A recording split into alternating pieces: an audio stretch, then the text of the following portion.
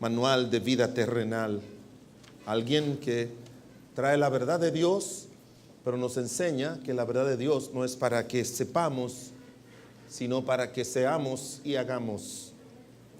Alguien estaba leyendo un libro que dice que uno de los males del cristianismo de hoy en día es que no traducen en prácticas de vida sus conocimientos acerca de Dios. Mucha gente sabe mucho de Dios, pero no se ve en su vida diaria, no se ve en su relación matrimonial, no se ve en su relación familiar, no se ve en el uso que hacen de lo que algunos creen que es su dinero. Cuando un cristiano entiende que la santidad es que hemos sido apartados para Dios y por Dios y que somos del uso exclusivo de Dios, nunca se atreve a decir, yo hago lo que yo quiero con mi dinero, porque su dinero no es suyo. Yo hago lo que yo quiero con mi tiempo, porque nuestro tiempo le pertenece al Señor. Todo. Y qué bueno que se lo hemos entregado a Él, porque en manos nuestras era hacia la ruina que nos dirigíamos, como todos los pecadores. Primera de Pedro, capítulo 1, versículo número 16 hasta el 2, 1 al 3. Yo voy a leer uno, usted lee en el siguiente. Porque escrito está, sed santos, porque yo soy santo.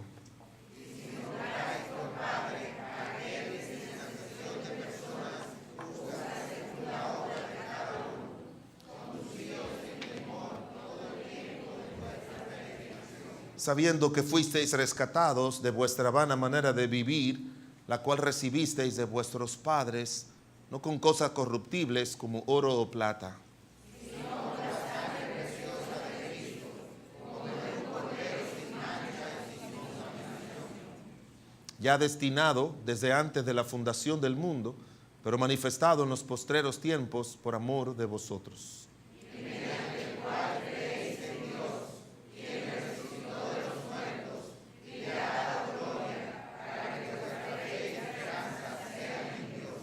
Habiendo purificado vuestras almas por la obediencia a la verdad, mediante el Espíritu, para el amor fraternal no fingido, amaos unos a otros entrañablemente de corazón puro. Siendo renacidos, no de simiente corruptible, sino de incorruptible, por la palabra de Dios que vive y permanece para siempre. Porque toda carne es como hierba, y toda la gloria del hombre como la flor de la hierba. La hierba se seca y la flor se cae. Mas la palabra del Señor permanece para siempre. Y esta es la palabra que por el Evangelio os ha sido anunciada. Desechando pues toda malicia y todo engaño, hipocresía, envidias y todas las detracciones,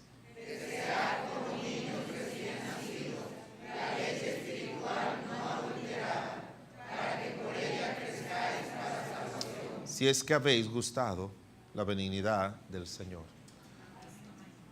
Oremos. Padre bueno, te damos las gracias en esta hora por estar en tu casa, Señor. Tu siervo el salmista decía que mejor es un día en tus atrios que 1000 fuera de ellos. Porque, Señor, es innegable que venir a tus atrios es el deseo de encontrarnos contigo. Ayuda de manera muy especial a aquellos creyentes que están ocupados en otros actos y ocupaciones, Señor, que no son las tuyas, que tú les guarde, que tú les proteja, pero que tu Espíritu le mueva a entender la necesidad de encontrarse contigo en tus atrios.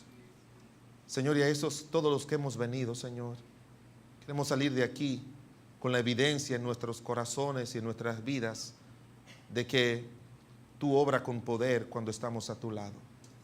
Ministranos de una manera personal y especial, Señor. Hazlo por tu Espíritu, hazlo por tu palabra, hazlo por tu presencia. Y toma a este vil pecador que tú has salvado y has llamado para el servicio y pon como en aquellos hombres de Dios tu palabra, Señor, bajo el control y la dirección de tu Santo Espíritu, y que tu palabra inspirada pueda llegar a nuestras vidas libre de error, libre de maldad, Señor. que llegue sin contaminación para ser puesta en práctica. Señor, mira las almas que no tienen a Cristo en esta mañana. Oramos, Padre, para que tu Espíritu traiga convicción de pecado, de justicia y de juicio. Gracias en el nombre de Jesús. Amén.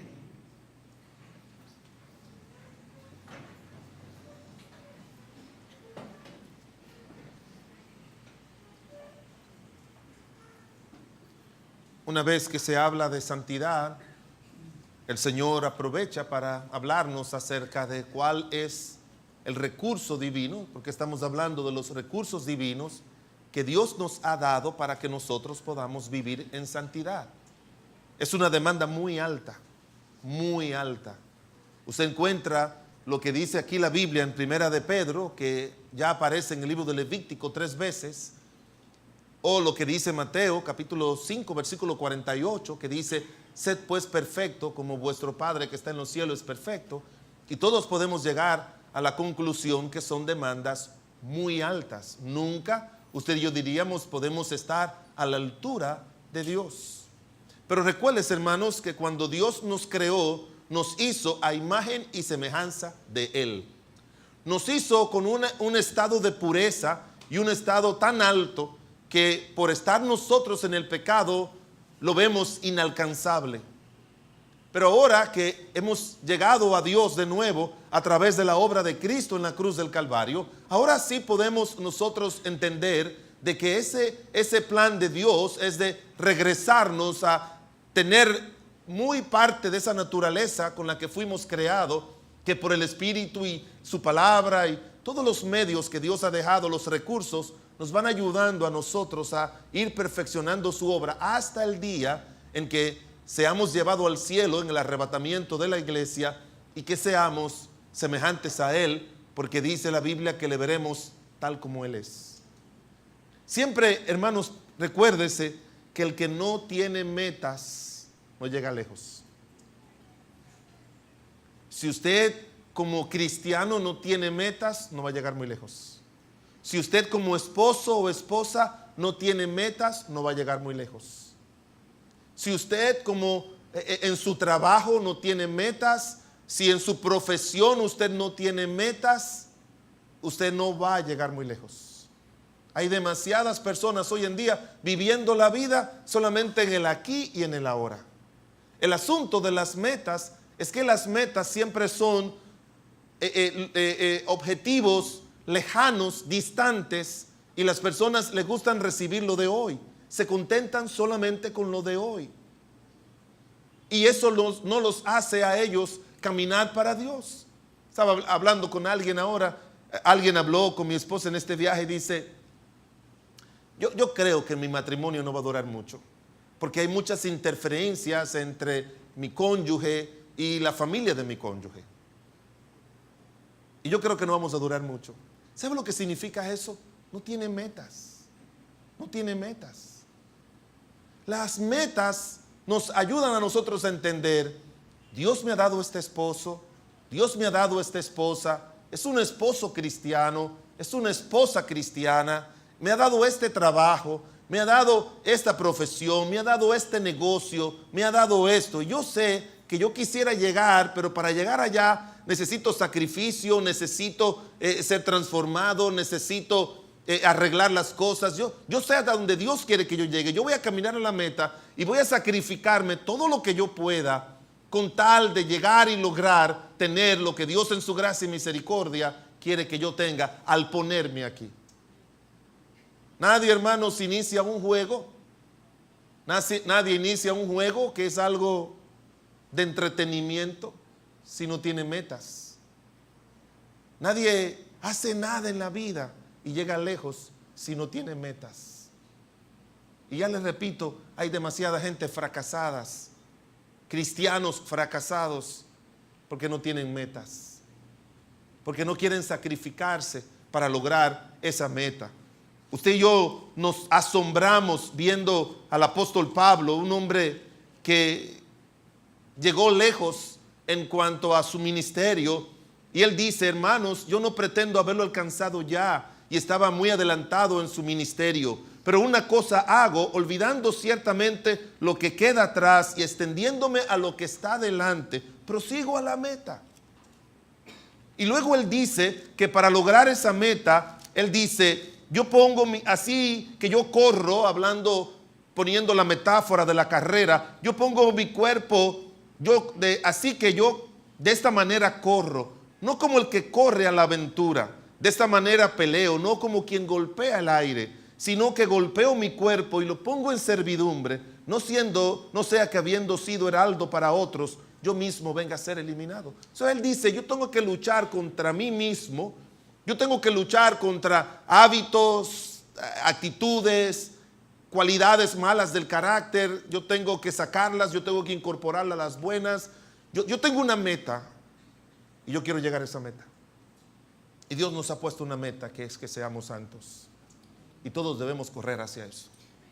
En nuestra vida diaria, como dice la Biblia en el libro de Hebreos, que corramos con paciencia la carrera que tenemos por delante. Y luego dice, puesto los ojos en Jesús. ¿Ha visto usted la carrera de los galgos? ¿Sabe cuáles son los galgos? Esos perros que corren. Esos animales se le ponen una liebrecita que va corriendo delante de ellos para estimularlos. Si usted va a un acuario, se da cuenta todos esos delfines haciendo piruetas, pero ellos siempre lo alimentan, le enseñan que si hacen eso bien, dentro de la manera en que lo hacen, siempre dan pececitos. Y lo bueno es que cuando uno camina hacia las metas de Dios, no es que uno va a llegar allá cansados y que ya uno no va a tener ánimo de disfrutar lo que logró. No es que en el camino el Señor te va llenando de muchas bendiciones. Y te va proveyendo esto y te va proveyendo lo otro. ¿Cuántas satisfacciones hay correr a la meta? Un periodo duro, otro periodo de ánimo, otro periodo de fortaleza, otro periodo de peligros, otro periodo de tentaciones. Pero si seguimos sin salirnos del camino, vamos a llegar. Hermanos, son metas altas, pero Dios nos ha dado su Santo Espíritu, nos ha dado su palabra, su presencia. Con esos recursos podemos alcanzarla. Pero si usted tiene al menos esos recursos, usted nunca la va a alcanzar. Estaba hablando con alguien que quería comenzar camino cuando todo el tiempo que me esfuerzo y puedo en el mirador en la mañana, no es una religión para mí como Neco, pero yo camino, yo siempre voy al mirador a caminar, pero me pasaban por el lado siempre con bicicletas. Gente en bicicletas, hermanos en bicicletas me saludan. Pastor, ¿cómo está usted? Y van en la bicicleta y vuelven a la bicicleta. Y yo, cualquiera, como una bicicletica de eso. Para ponerme a hacer un mejor ejercicio. Ahora que tengo 40 años y entonces... Carmen, no te rías, Carmen. Y pregunté por una. Me dice, mientras más ligera, mientras más buena, mejor. ¿Y cuánto cuesta? Bueno, hay algunas que cuestan $15,000. No, esas son las más baratas. Hay unas de 30,000. Una bicicleta de $30,000. Wow. Pero si quiere llegar a la meta, si quiere correr, eso es un recurso que te va a ayudar. Te cuesta, pero te va a ayudar. No sé si me entienden, hermanos. ¿A dónde usted quiere llegar? ¿A dónde en su vida cristiana? En su vida matrimonial. Levántese. Levántese a vivir la vida con metas, hermanos. Levántese a vivir la vida con determinación. Levántese a vivir la vida con los recursos de Dios. No he visto a un cristiano que camina haciendo la voluntad de Dios, con los recursos de Dios, que su vida espiritual se deteriore, su vida moral se deteriore, su negocio se deteriore, su matrimonio se deteriore, su familia se deteriore. No he visto a un solo cristiano que vaya con metas, que su vida en algún área se deteriore. El apóstol Juan, escribiéndole a estos hermanos, él dice, le dice algo. Yo quiero que tú seas prosperado en todo, así como prospera tu alma. Si nuestra alma prospera, todo va a prosperar. Si nuestra alma no prospera, nada va a prosperar. Nada va a prosperar.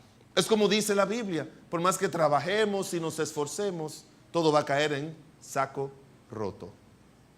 Todo absolutamente va a caer en saco roto. Pero Él le dice, yo quiero que tú seas prosperado en todo, así como prospera. Amado, yo deseo que tú seas prosperado en todo, en todas las cosas, y que tengas salud, así como prospera tu alma. Y una de las metas, hermanos, es ser santos. Dios nos ha dejado el recurso de su palabra. Comenzamos a mirarlo no este domingo pasado, sino el anterior. Y dice en el libro de Deuteronomio, como ya le leí tantas veces, que es para ponerlo por obra. Para ponerlos por obras, las verdades de Dios tienen que traducirse en acciones de nuestra vida diaria en todas las áreas. En todas las áreas. Tiene que traducirse en acciones. Mire lo que dice la Biblia en el libro de Deuteronomio, capítulo 26.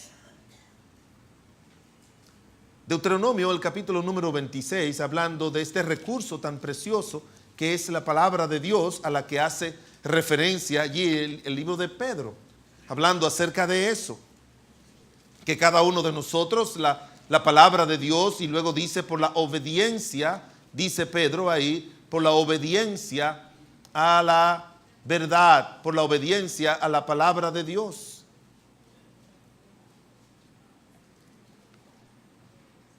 Deuteronomio capítulo 26, versículo 16 al 18. Dice, Jehová tu Dios te manda hoy que cumpla estos estatutos y decretos. Cuida, pues, de ponerlos por obra con todo tu corazón y con toda tu alma. Has declarado solemnemente hoy que Jehová es tu Dios y que andarás en sus caminos y guardarás sus estatutos, sus mandamientos y decretos y escucharás su voz. Y Jehová ha declarado hoy que tú eres pueblo suyo, de su exclusiva posesión, como te ha prometido, para que guarde todos sus mandamientos. Me agrada ese énfasis que dice la palabra de Dios. Jehová ha declarado hoy que tú eres pueblo suyo, de su exclusiva posesión. Ahora, yo le he explicado muchas veces esto a cada uno de ustedes. Algo, cuando uno estaba en la casa antes, ¿verdad? Cuando había respeto en la casa, uno decía, no le ponga la mano a eso, que eso es de papá. Digo, eso era cuando había respeto. Eso era cuando había respeto. No le ponga la mano a eso, que eso es de papá. Eso le pertenece a papá. Y eso, uno llegaba a la casa con hambre y uno comenzaba a destapar platos. Y destapaba uno que tenía el arroz con un poquito de habichuela y un ala.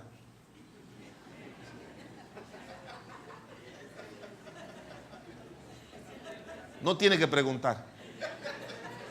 Ya usted sabe que ese es el tuyo. Y había otro con un cocote, hace mucho. De veras, yo tengo ganas de comerme un cocote un día de pollo, porque ya yo estoy al nivel de no comer cocote, obviamente. Y peor aún si llegaban visitas, porque uno encontraba el plato con el arroz y la habichuela y una huella que decía que ahí hubo un cocote, porque había que dárselo a la visita. Y después, a eso que querían privar en graciosos y en adelantarse, le tapaban uno que estaba el muslo y uno decía, mamá, esta es la mía.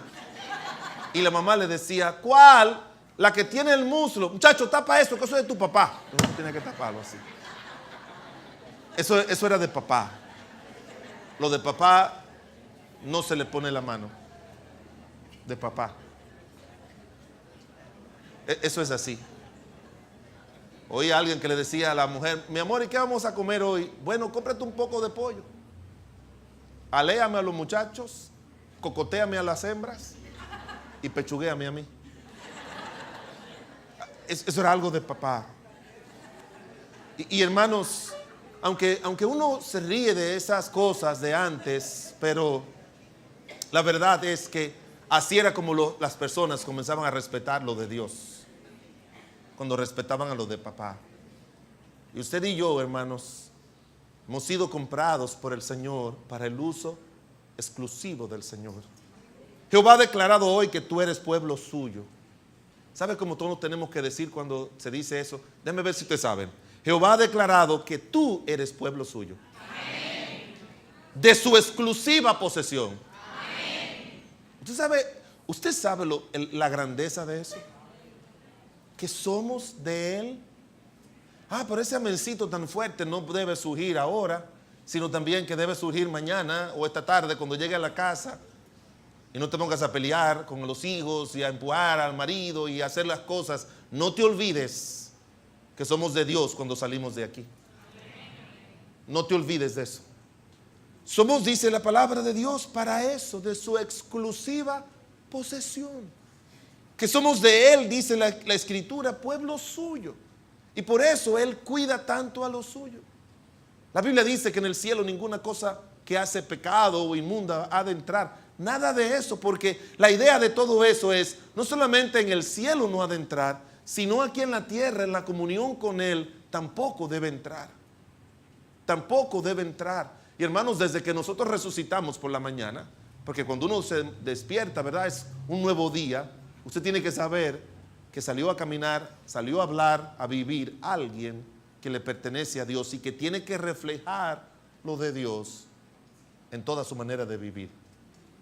Por eso la Escritura nos dice que estos mandamientos de Dios nos son dados, hermanos, para que nosotros, para ayudarnos a nuestra santidad, para ayudarnos a entender que los mandatos de Dios, cada vez que uno cumple un mandato, uno como que se aparta más de Dios, y ahora cumplo este y se aparta más de Dios, y cumplo el otro y se aparta más de Dios, y cumplo este y se aparta más de Dios. A veces uno ve una lista de todas las cosas que uno tiene que dejar para vivir una vida santa, y eso también abruma a cualquier cristiano. ¡Wow! Todo eso que está en la Biblia, todos esos versículos, mandatos, toda esa lista, no. Tú cumples este hoy, lo pones en práctica y te estás apartando para Dios.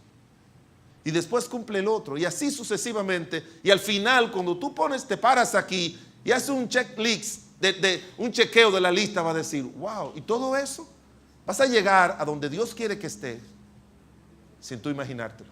Vas a llegar a la meta, porque cada mandato de Él lo ha puesto en práctica, al precio que Dios demanda. Por eso, al final de esta preciosa el libro de Deuteronomio, el Señor nos dice claramente eso. Cuida de ponerlos por obra, cuida de siempre cumplirlos, cuida. Yo le digo al Señor, Señor, ayúdame que donde quiera que llegue, nunca me olvide que yo vivo a la luz de tu presencia. Que la presencia de Dios no es para cuidarnos. Usted no se preocupe, que Dios te cuide. Tú preocúpate de tu cuidar, de poner en práctica los mandatos de Él. Ay, Señor, cuídame. Ay, Señor, protégeme. Ay, Señor, ayúdame. Siempre estamos ansiosos con eso. No te preocupes. Él dice la palabra de Dios que Él tiene cuidado de nosotros. Él tiene cuidado. Dice el Salmo 121, no se adormecerá ni se dormirá el que guarda a Israel. Sé que no te preocupes por la protección de Dios. Tú cuida, como dice aquí, de poner en práctica sus mandatos, que Él se encarga de poner en práctica las promesas para ti y para mí.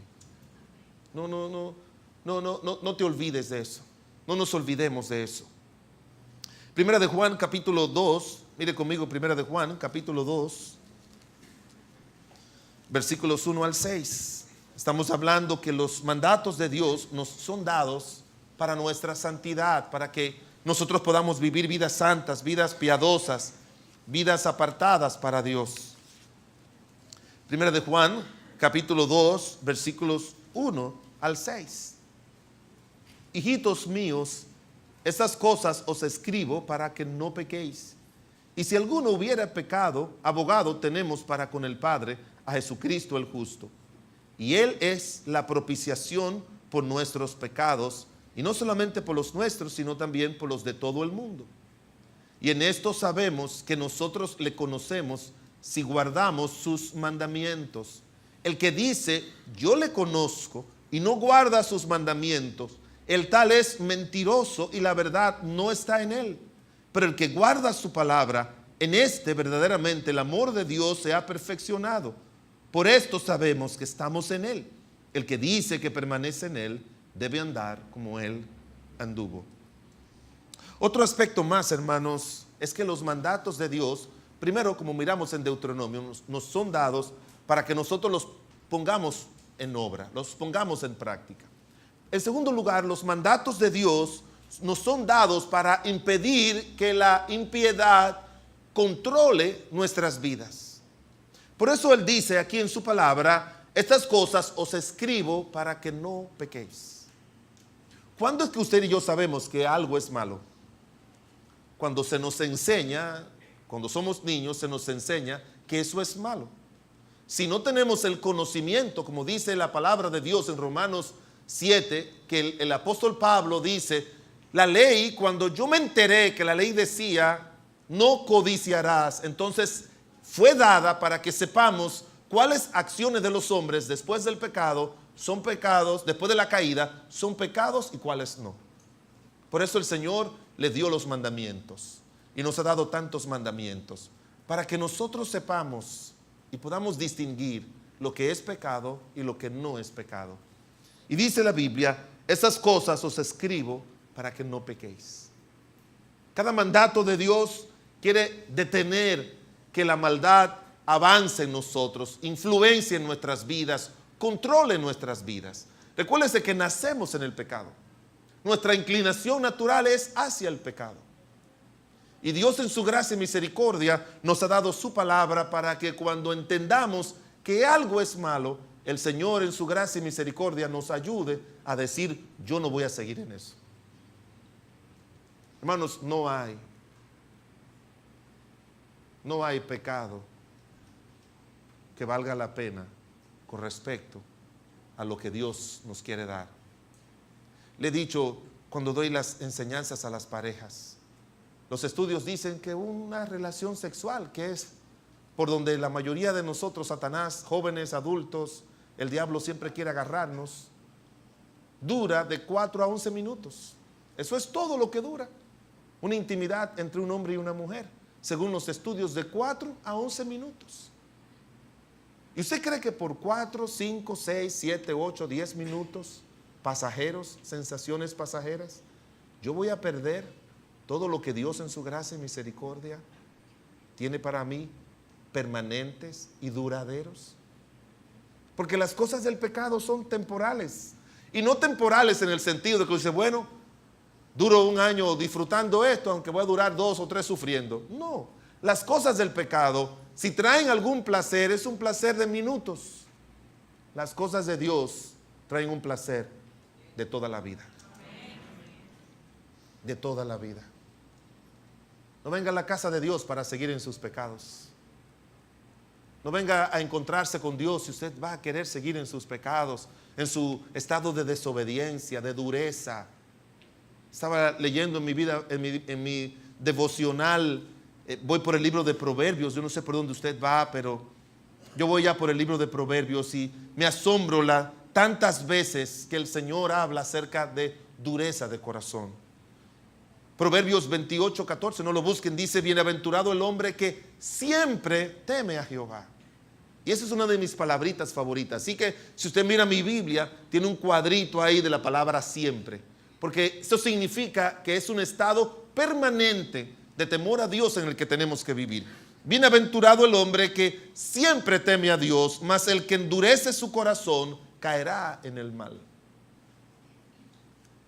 ¿Y cuántos placeres tienen la única intención de que nosotros caigamos en el mal y no podamos salir de él? Alguien escribió y dijo que Dios no va a dejar que ningún cristiano peque exitosamente. Tú vas a tener a Dios de frente y al maligno para ayudarte a pecar y después para facilitarte el castigo por tu pecado. Estas cosas os escribo para que no pequéis. Deben estar, como le dijo Dios a los judíos, cuando tú salgas por ahí y decimos, bueno, yo por la mañana tempranito leo mi Biblia y oro y tengo mi tiempo con Dios, el Señor dice, conociendo el corazón de ustedes, eso no es suficiente. Aunque Él dice que la palabra de Dios debe estar en nuestros corazones. Pero usted recuerda lo que le pedía a los judíos. Le decía que tomaran pequeños pedacitos de la palabra de Dios, versos de la palabra de Dios, lo escribieran y se lo amarraran en los flecos de sus vestidos. ¿Se recuerdan las famosas filacterias?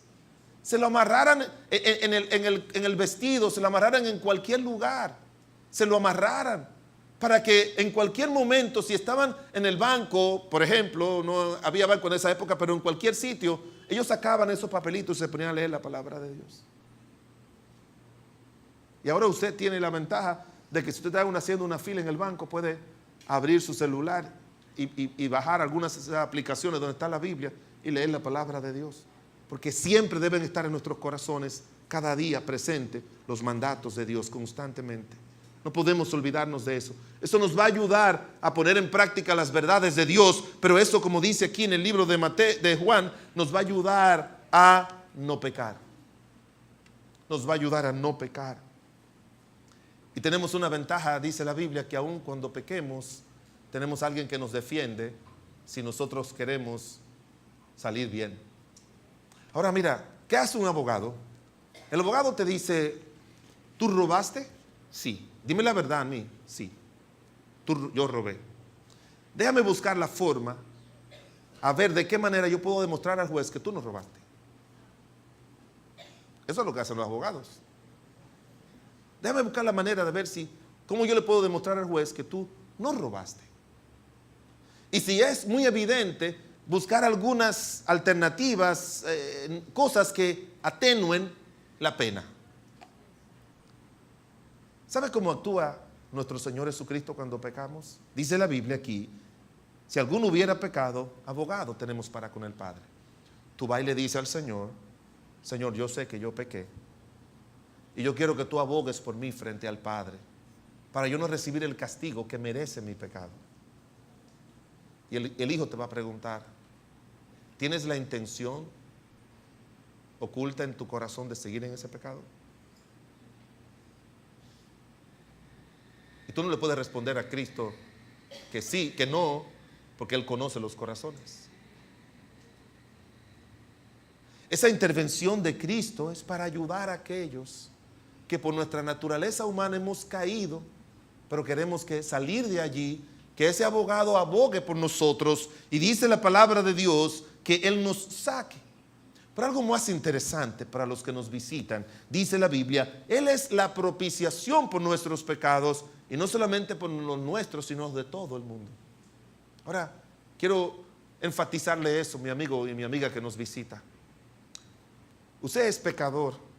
Y cuando alguien le dice que es pecador, que usted es un impío, que eso es una persona que está destituida de la gloria de Dios, a veces las personas piensan, bueno, es que los evangélicos se creen. No, no. Es que cuando nosotros llegamos a ser salvos, fue porque llegamos a la convicción por el Espíritu Santo que delante de Dios, Él sabe todos nuestros pecados y que admitirlo es la única forma que podemos encontrar el perdón y la misericordia. Porque todos somos pecadores, no es solamente por lo que le dice la Biblia, sino que nuestras acciones nos los dicen. Y Dios mandó a su Hijo Jesucristo para que usted no siguiera viviendo ni bajo el control del pecado, ni bajo las consecuencias presentes y futuras del pecado. Y Dios en su amor y misericordia, lo único que quiere es que usted reconozca, yo soy una pecadora, yo soy un pecador. Y yo no quiero vivir separado de mi Creador. Yo no quiero seguir viviendo bajo la influencia del maligno. Porque dice la Biblia que nosotros somos hijos de condenación, hijos de Satanás, porque nacemos en el pecado. Cuando recibimos a Cristo es que tenemos la potestad de ser hechos hijos de Dios. Somos engendrados por el Espíritu Santo, somos salvados, somos perdonados, somos justificados, somos cambiados, somos transformados. Entonces tú vas a vivir una vida en la que si obedeces a Dios no te va a pesar nada que tú hagas. Porque una de las cosas que desalientan más a los seres humanos es cuando comienzan a sufrir las consecuencias del pecado. Y el pecado siempre trae consecuencias. Aunque sea que tú lo topes un poquito así, pero él siempre va a traer consecuencias. Por eso Dios mandó a su Hijo Jesucristo para salvar a cada pecador.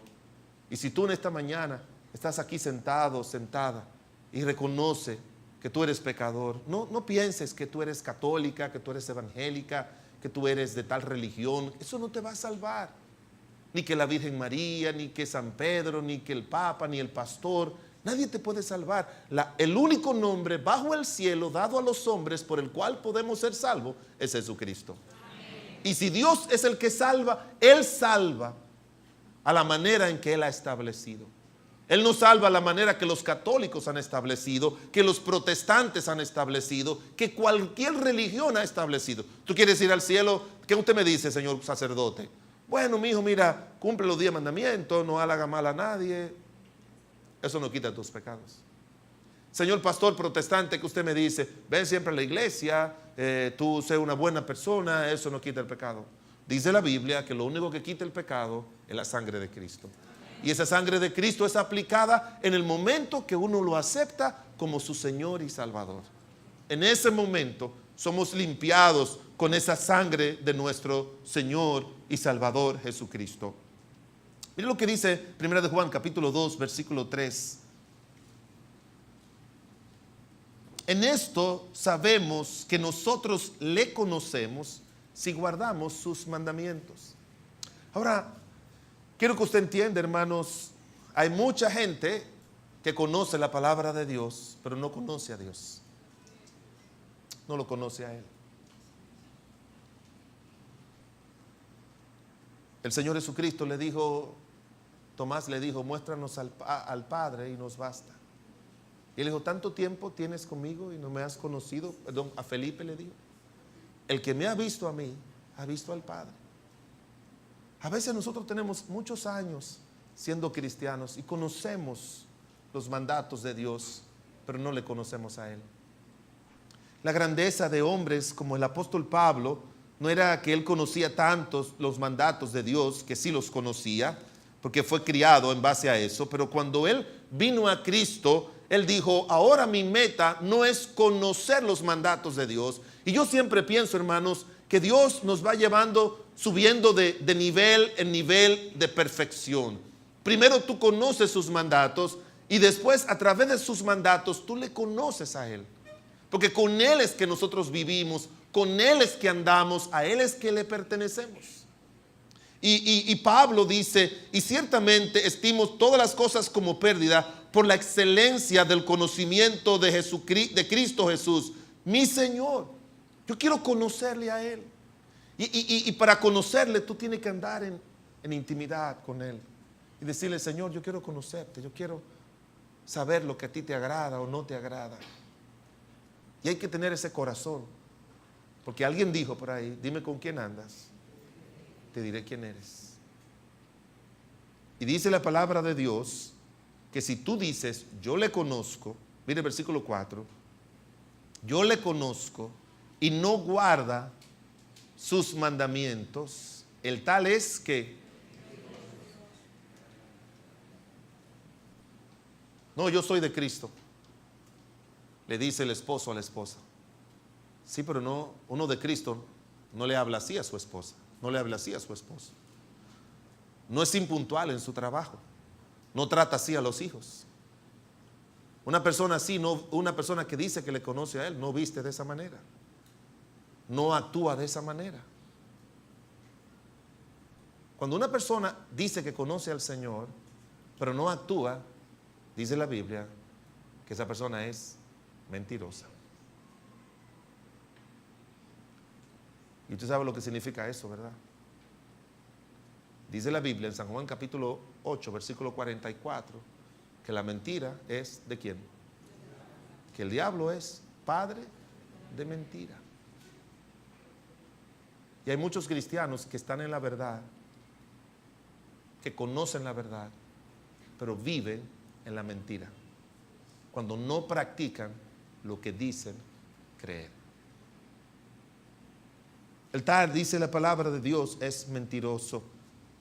Pero el que guarda su palabra, en este verdaderamente el amor de Dios se ha perfeccionado. El que dice que permanece en Él debe andar como Él anduvo. Se debe evidenciar en nuestras vidas. No es en nuestros conocimientos. Y hermanos, usted sabe, el énfasis que siempre hacemos es que, pastor, ¿dónde voy a comenzar a ponerlo en práctica los mandamientos? ¿El primer lugar cuál es? El primer lugar donde tenemos que poner los mandamientos en práctica es en nuestra casa, en nuestro hogar. Ese es el primer lugar. En nuestras relaciones más cercanas, con papá, con mamá, con la esposa, con el esposo, con el tío, con el vecino, con el que trabaja con nosotros 8 horas. Usted sabe lo que es estar 8 horas al lado de una persona. Esa persona, usted va a tener que reír, y el que camina, el que anda con el Señor, sabe que no puede reír a todas las cosas. Va a hablar, pero sabe que no puede hablar todas las cosas. Va a reaccionar, pero sabe que no puede reaccionar de la manera en que reaccionan los demás. Porque tiene que traducirse, nuestro conocimiento de Él tiene que traducirse en nuestras vidas. Y Dios nos va a ayudar con eso. No se haga aquí apesadumbrado y decir, ay pastor, es que yo nunca voy a lograr eso. Yo he tratado. No. Si esa es su meta y usted utiliza los recursos de Dios, y el recurso mayor es su palabra, usted lo va a lograr. Ahora, si usted es de lo que sale y dura una semana, un día, varios días sin usted tomar la palabra de Dios, como veremos más adelante en Primera de Pedro, que lo presenta como alimento, nos los presenta de muchas maneras el uso de la palabra de Dios. Nos dice que para que no pequemos, nos dice que para nuestra santificación, pero también lo veremos como un alimento espiritual para nuestras almas más adelante. Si usted sale, yo no me atrevo a andar mucho en el día sin tener este libro en mi corazón abierto y leído. Y yo conozco tantos cristianos que se dan el lujo de pasar una semana sin mirar ese libro y sin que Dios le ponga en su corazón lo que deben hacer. No haga eso. Si usted quiere caminar con Él, usted tiene que guardar sus mandamientos y tiene que hacer las cosas como Él manda. Terminamos con el libro de Juan, capítulo 15. El Evangelio de San Juan, capítulo 15.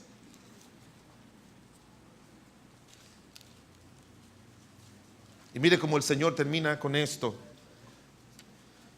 Los mandatos de Dios, hermanos, nos son dados también, no solamente para impedir la impiedad, sino que nos son dados para mantenernos limpios. Para mantenernos limpios. Es algo como continuo, junto con la sangre de Cristo. San Juan capítulo 15, versículos 1 al 3. Léalo todos conmigo, por favor. San Juan 15, del 1 al 3. Aquí vamos. Yo soy la vid verdadera y mi Padre es el labrador. Todo pámpano que en mí no lleva fruto, lo quitará. Y todo aquel que lleva fruto, para que lleve más fruto. Ya vosotros estáis limpios por la palabra que os he hablado. Dice la Biblia, la palabra de Dios nos ayuda a mantenernos limpios. Porque limpieza significa santidad y pureza. Nos mantiene limpios. Cuando voy a algunos lugares donde le digo, deme un vaso de agua, y me dicen, tómalo de la llave. No, está comprobado que en esta ciudad. Yo le digo, mira, tómalo tú de la llave. Y me lo lleva a la mesa un dominicano no se le ocurre tomar agua de la llave. Y ya tienen a uno tan frustrado con eso. Mi mamá, cuando no existía agua cristal y todas esas aguas que se venden hoy en día, ella hervía el agua y nos daba agua hervida. Cuando por muchas razones los ríos en estos años no estaban tan contaminados. Estamos hablando cuando yo tenía 5 o 6 años, en los años 90.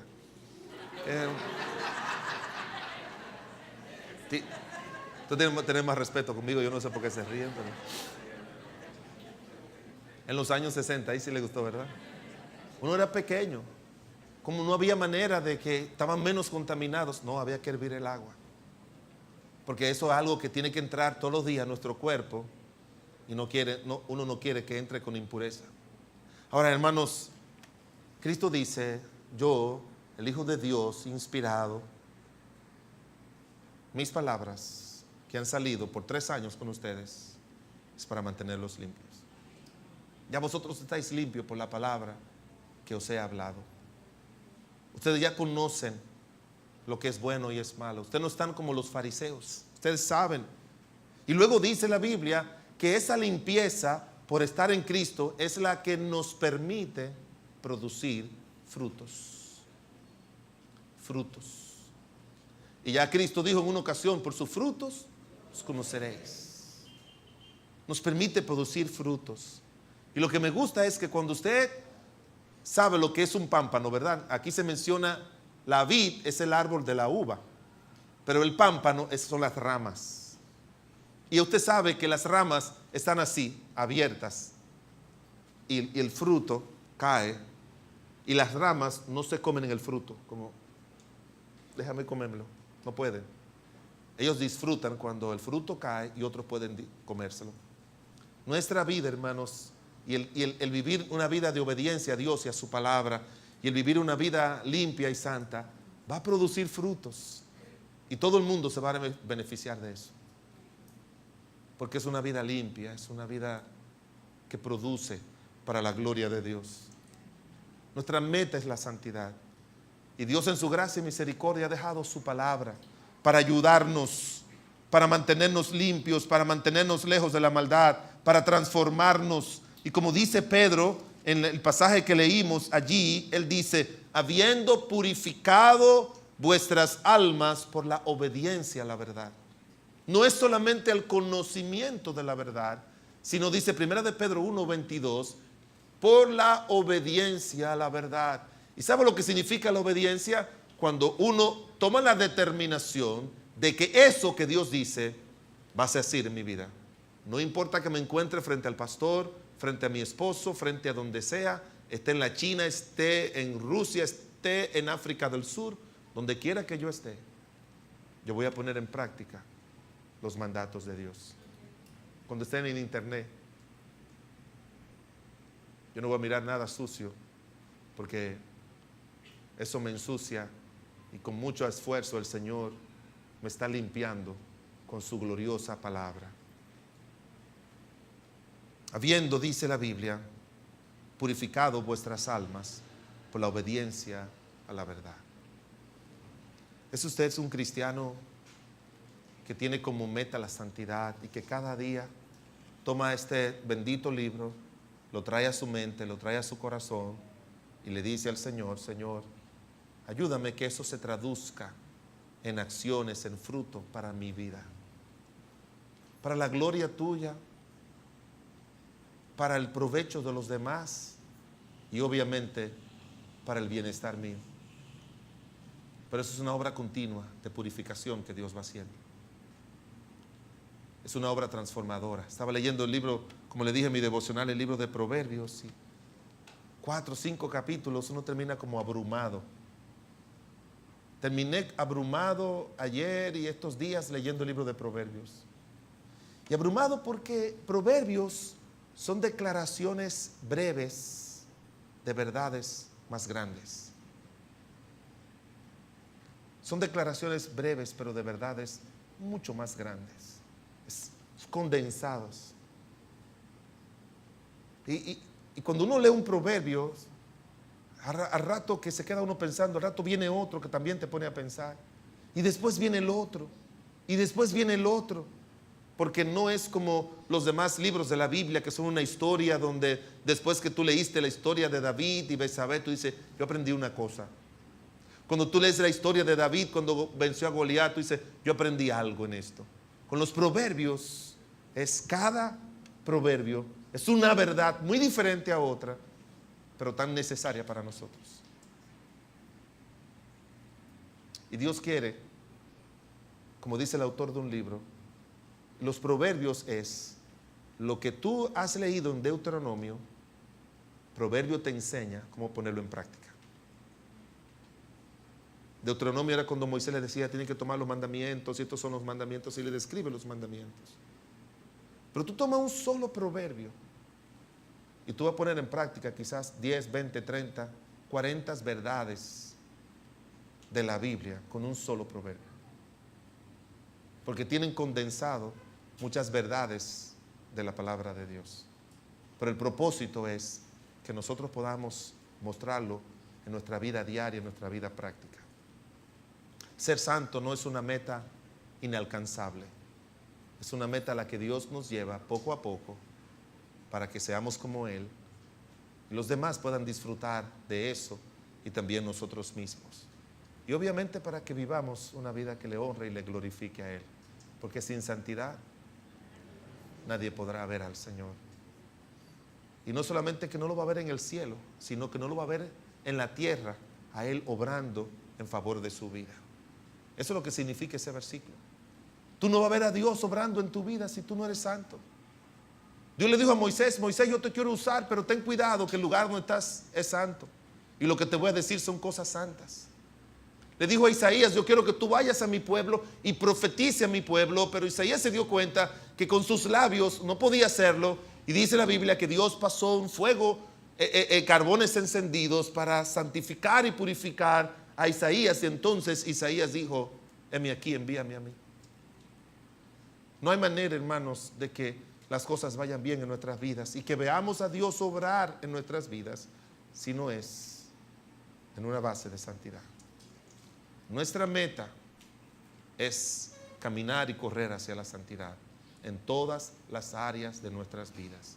Olvídese que una persona santa es una persona que no mata, no roba, no adultera, no dice malas palabras. ¿Qué más? No levanta falsos testimonios, o sea, no tiene dioses ajenos. A veces la idea de los 10 mandamientos no fue reducir todo a eso. La idea de los 10 mandamientos fue explicar la base sobre la cual nosotros vamos a aprender a vivir todo lo que Dios iba a enseñar más adelante. Cuando Dios dice no tendrás dioses ajenos, eso significa que tú no vas a dejar que nadie sea una autoridad en tu vida a menos que sea Dios. De ahí se desprenden muchos versículos de la Biblia.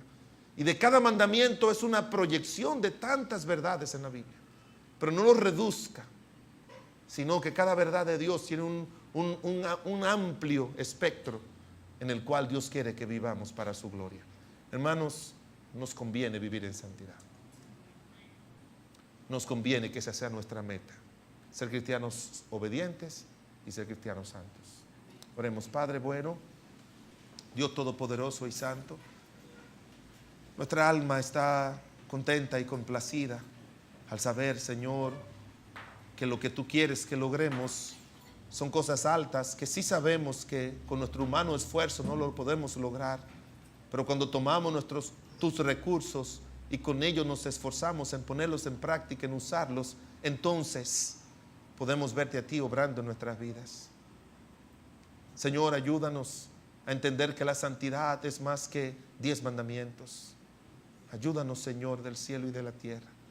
Oramos, Padre de la gloria, para que tú estés obrando en nuestras vidas, en nuestros corazones, y te conozcamos a ti, Señor. No es que tengamos conocimiento de lo que dice un libro, sino de aquel de quien da testimonio ese libro. Ayúdanos, Señor, a vivir una vida santa y piadosa para tu gloria.